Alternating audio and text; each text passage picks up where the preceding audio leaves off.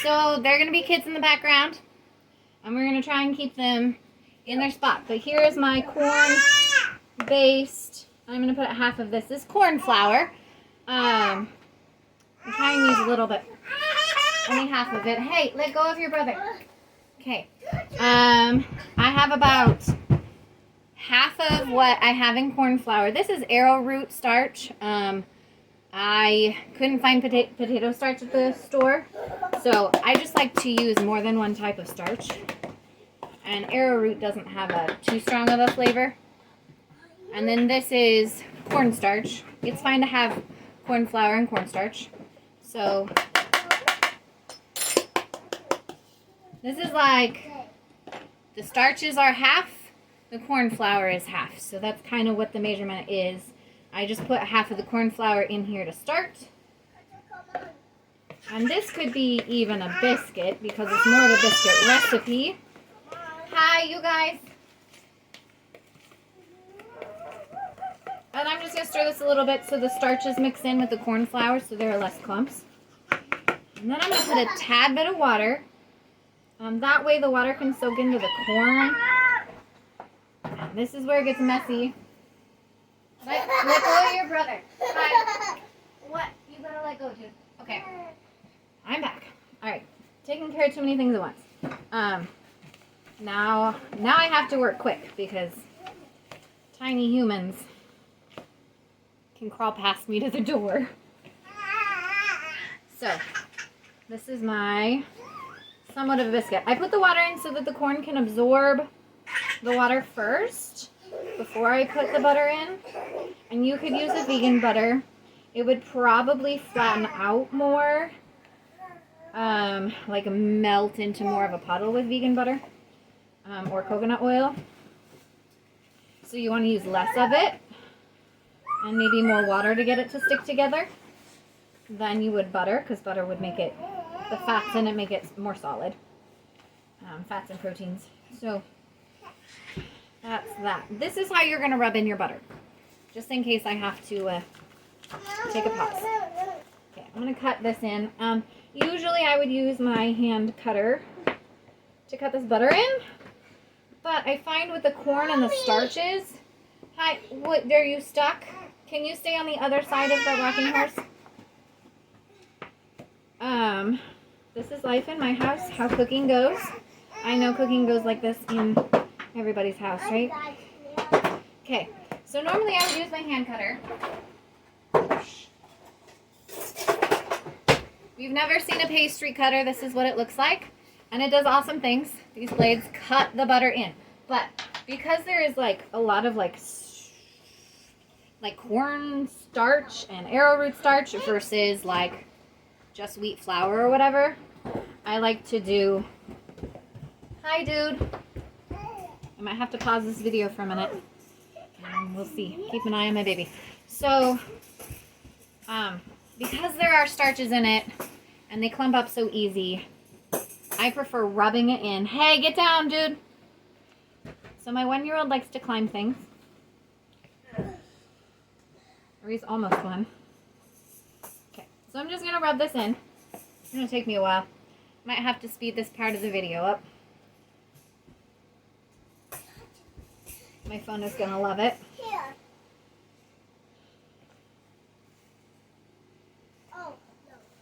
And I think that was about a, let's see, this is a half a cup. So, 1/4 of a cup of butter.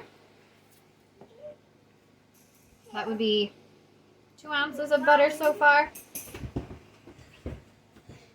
We'll see if I want to add more. Duders! Ha-ah! I would get both hands in it. I get both hands in it. I want it to go faster! Da-da-da-da-da-da. My butter is not super soft. I'm just trying to squish the big clumps. Hi! No, no, no, no, no, no. No, no. Uh-uh. Hello. Da-da-da-da-da. Here you go. Watch out, baby girl. Stand in the kitchen, please. Okay, I'm back. Rubbing the butter in. Trying to keep the kid from falling out of my RV door. Yes, we will be working on fixing that problem here soon. Probably share pictures.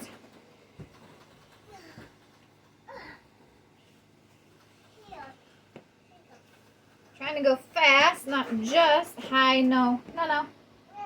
Trying to go fast, not. Oh, is that make you mad? I am so sorry. Not just to make a quicker video and taking care of the kids, but because the butter gets melty.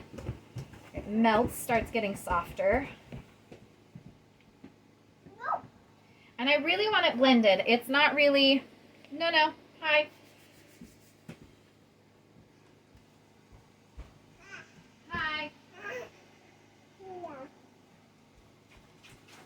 This is how I'm picking up my cake because he can't have butter. Here you go. There. Yeah, this one's for you. Baby girl knows. Not right now. Okay.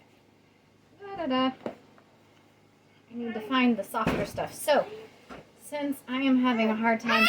Oh no! Hey, did it get his hand? Hi. We are not happy over there.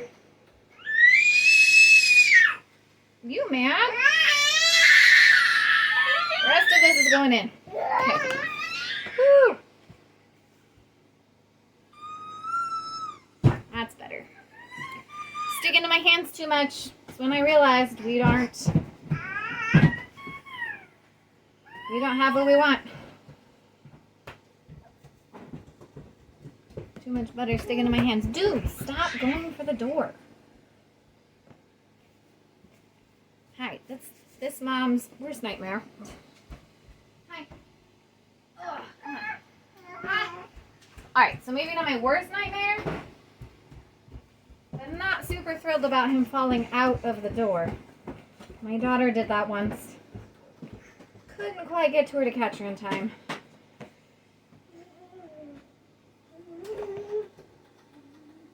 The other thing I'm worried about is my daughter trying to catch him because she's a good sister. Can you?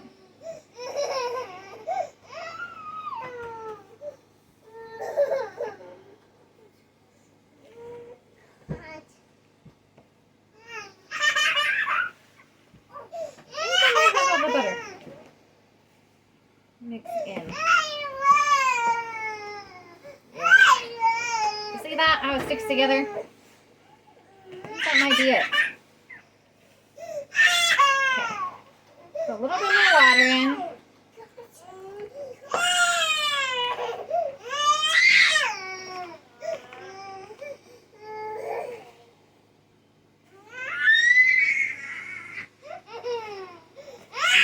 I could probably use milk for this too, but I really like how butter evaporates out of gluten-free food and kind of leaves it held together a little better. I don't know. Dairy leaves it held together a little better, but I just like how what water does. No, you guys. I know I'm gonna keep you away from the door.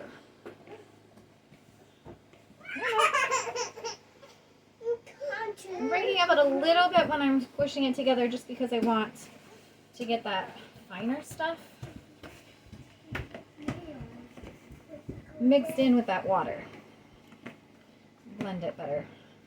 Okay. A little crumbly is fine.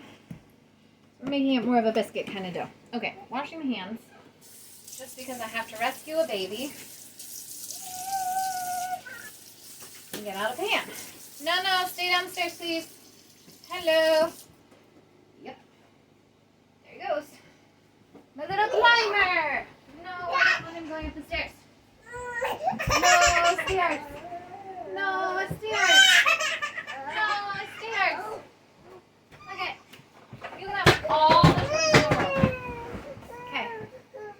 Alright, there it is. I'm going to make myself more in just a little bit. This is just my daughter's version.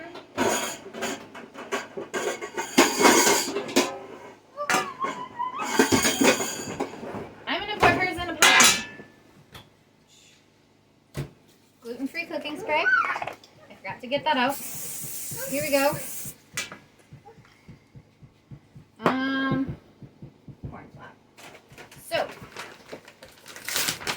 corn flour, just like you would with a cake or cornmeal under a pizza.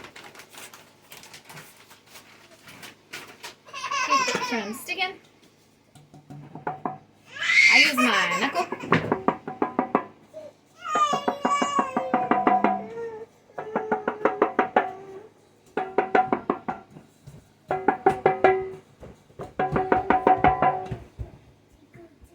I'm going to leave the excess in there. Really just gonna, since this is just getting pressed in like a pie crust, it's not gonna be, keep that. If you have any questions, leave them in the comments. Once you put the pizza sauce on top of this, it just kind of makes it a little bit more moist also. I'm gonna heat my oven up. I'm actually not preheating my oven yet, just because. What? Ah! Okay. You people.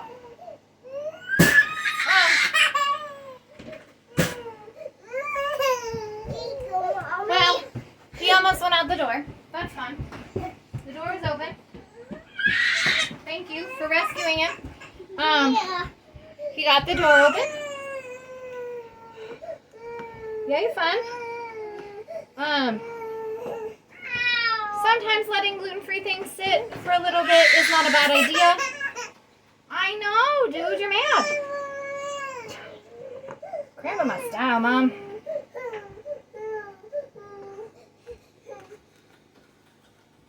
I obviously don't make things pretty, but they sure are good. I'm gonna bake this at about 400 in my RV oven, which is a gas oven. Make sure all of these cracks are sealed up. Thank you, baby girl.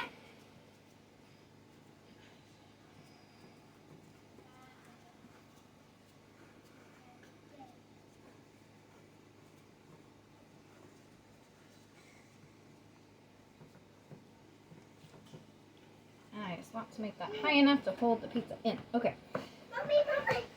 Nope, hold on to it, baby. I'm coming. Don't let him open the door. Oh, Sissy's making him mad. And that is my biscuit crust. So it's going to end up being in the oven. So it's going to end up being in the oven for, pick it up here. It's going to end up being in the oven for about, I think I did it for like 20 minutes last time. Once the middle starts really coming up and bubbling up, just go a hint longer and then I pull it out. It doesn't have to be too long because you're going to put it back in with all of the toppings. So if you want the toppings to kind of bake a little bit more, bake it less, that whole thing. So, share pictures of the finished product at the end. Okay, so I pulled this out of the oven. Obviously, it's not like golden brown, but you can see that it has come away from the edges, and that is kind of my perfect sign. And it bubbled up a little bit, but it's not. It shrunk back down now that it's cooled off a little. So that's what you're looking for. Also, I forgot to put sugar in it. You can put sugar in it or not. It tastes good either way.